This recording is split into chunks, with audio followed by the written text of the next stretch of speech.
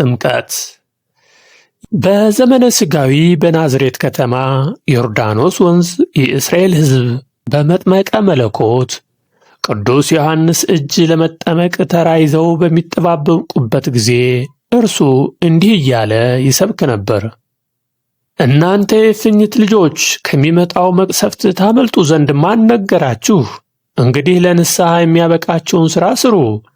አብርሃም አባታችን አለን በማለት የምታመልጡ እንዳይመስላችሁ። እግዚአብሔር ከእነዚህ ድንጋዮች የአብርሃም ልጆችን በማንሳት እንደሚቻል እነግራችኋለሁ። እነሆ ምሳር በዛፎች ላይ ተቃጥቷል። መልካም ፍሬ የሚያፈራውን ዛፍ ሁሉ ይቆርጡታል፣ ወደ እሳትም ይጥሉታል። ሉቃስ 3:7-9። ሕዝቡም ምን ቢያደርጉ እንደሚቻል በተራ በተራ ይጠይቁት ጀመሩ። እርሱም ለእያንዳንዱ ሲመልስ 2 ልብስ ያለው አንዱን ለሌላው ይስጥ፣ ለተራበ እንዲያበላ፣ ቀራጮችን ደግሞ ከታዘዙት አትርፈው እንዳይወስዱ፣ እንዲሁም ጭፍሮችን በማንም ላይ ግፍ እንዳይፈጽሙ እየመከረ አጠመቃቸው።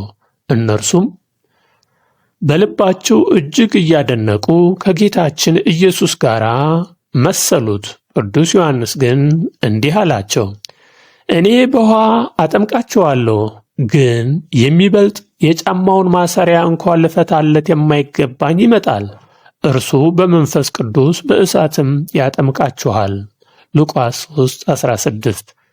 ሕዝቡም ሁሉም ከተጠመቁ በኋላ ጌታችን መድኃኒታችን ኢየሱስ ክርስቶስ ወደ ዮርዳኖስ ወንዝ ውስጥ ገብቶ ሊጠመቅ ወደ እርሱ ሲጠጋ ቅዱስ ዮሐንስ ግን እኔ በአንተ ልጠመቅ እሻለሁ፣ አንተ ወደ እኔ ትመጣለህን? በማለት ከለከለው። ጌታችን ኢየሱስም መልሶ አሁንስ ተው፣ እንዲህ ጽድቅን ሁሉ ልንፈጽም ይገባልና አለው። እርሱም ተወው። ጌታችን ኢየሱስም ከተጠመቀ በኋላ ወዲያውኑ ከውሃ ወጣ። በዚች ቅጽበትም ሰማይ ተከፈተ፣ መንፈስ ቅዱስም በርግብ አምሳል ወርዶ በራሱ ላይ ሲቀመጥ ታየ። እነሆም በእርሱ ደስ የሚለኝ የምወደው ልጄ ይህ ነው የሚል ድምፅ ከሰማይ ወጣ። ማቴዎስ 3:13-17። ጌታችን ኢየሱስ ክርስቶስ የባሕሪ ልጁ መሆኑን እግዚአብሔር አብ ልጄ ብሎ መሰከረ። እግዚአብሔር መንፈስ ቅዱስ በርግብ አምሳል ወረደ። ወልደ እግዚአብሔር ሰው ሆኖ ተጠምቆ በጽንፈ ዮርዳኖስ ታየ። እግዚአብሔር አምላክም ለአዳም የገባለትን ቃል ለመፈጸም አንድ ልጁን ልኮ ከኃጢአት ባርነት አወጣው። ስለዚህም ጌታችን ኢየሱስ ክርስቶስ ወደዚህ ዓለም የመጣው አዳምንና ሔዋንን ከባርነት ነፃ ለማውጣትና ድህነት ሊሆናቸው ነውና በጥምቀቱ ጊዜ በዮርዳኖስ ወንዝ በሰይጣን ተቀብሮ የነበረውን የዕዳ ደብዳቤያቸውን ቀደደላቸው። ይህንንም ቅዱስ ጳውሎስ እንዲህ በማለት ተናግሮታል። እናንተም በበደላችሁና ሥጋችሁን ባለመገረዝ ሙታን በሆናችሁ ጊዜ ከእርሱ ጋር ሕይወትን ሰጣችሁ፣ በደላችሁን ሁሉ ይቅር አላችሁ። በእኛ ላይ የነበረውን የሚቃወመንንም በትእዛዙ የተጻፈውን የዕዳ ጽሕፈት ደመሰሰ። ቆላትዮስ 2:13-14። ጌታችን መድኃኒታችን ኢየሱስ ክርስቶስ ለነፍሳችን ደህንነት የሆነን ዘንድ ተጠምቆ አርአያ ሆኖናል። በጥምቀቱም ጥምቀትን ባርኮልናል። በኦሪት ጥምቀት ሥጋን እንጂ ነፍስን አይፈወስምና እርሱ በተጠመቀው ጥምቀታችን ተባረከልን። እኛም ስንጠመቅ በአዳም በደል ተወስዳ የነበረች ልጅነታችን ተመልሶ የዕዳ ደብዳቤያችንም እንዲደመሰስልን አስረዳን። እግዚአብሔር መንፈስ ቅዱስም ቀዳማዊና ዳህራዊ እንደሌለው እንደተመሰከረ እኛም ስንጠመቅ ከሥላሴ መወለዳችንን ይረጋገጠልናል።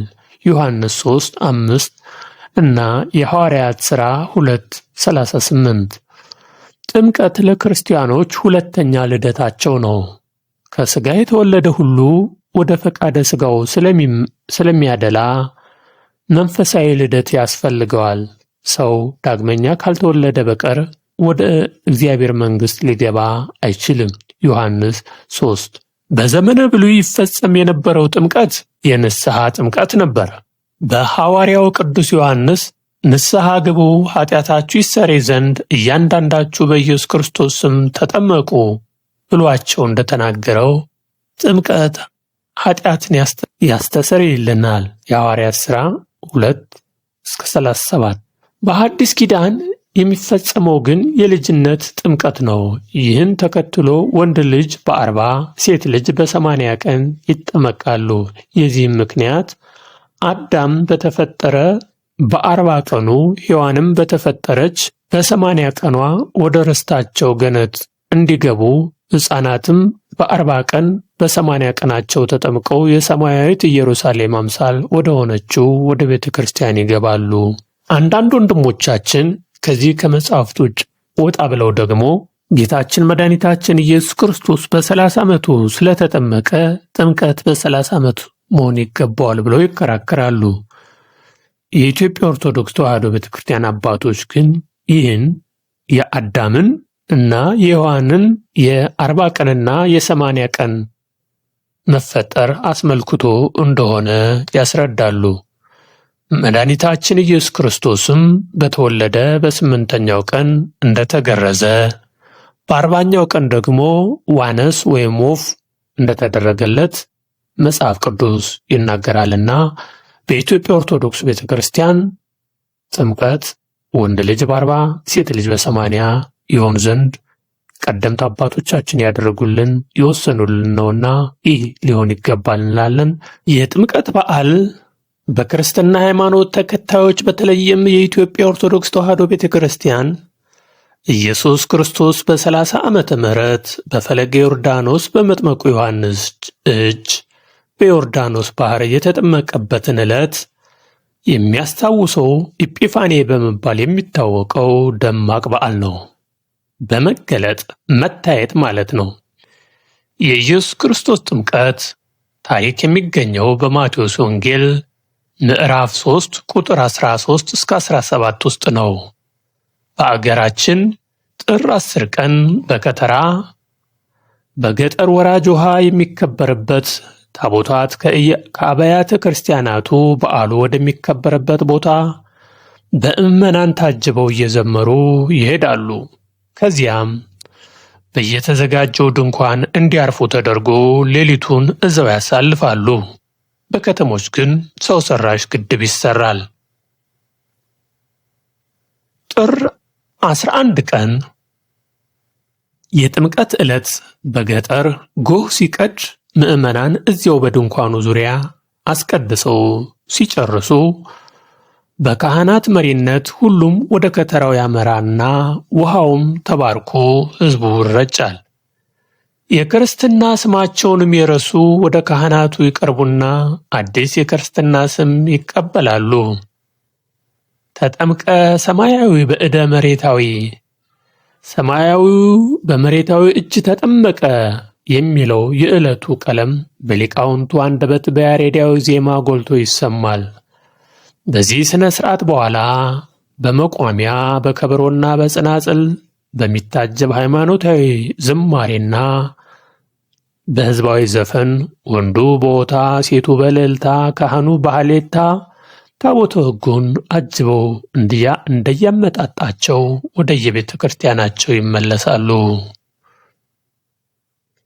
በየዓመቱ በመላ ኢትዮጵያ የሚከበረው የጥምቀት በዓል ታቦታት ከመንበራቸው ወጥተው በየጥምቀቱ ባህር የሚከበሩ በመሆናቸው ሀገሬውን ብቻ ሳይሆን ዓለም አቀፋዊ መስህብ በመፍጠሩ ቱሪስቱን መሳቡ አልቀረም።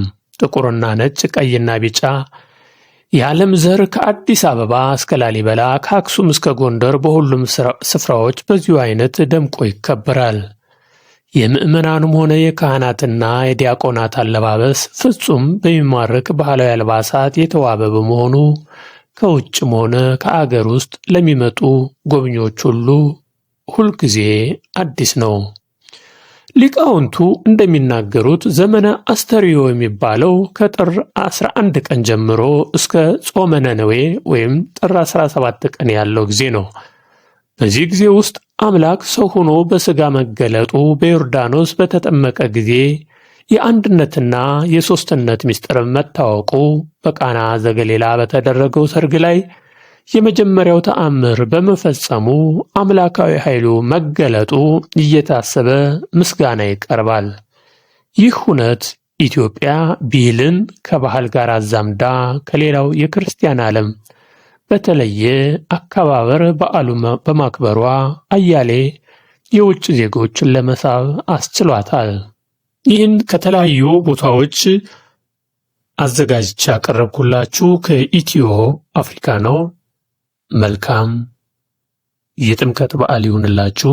አገር ውስጥም ውጭ አገርም ያላችሁ ሰላም ሁኑ።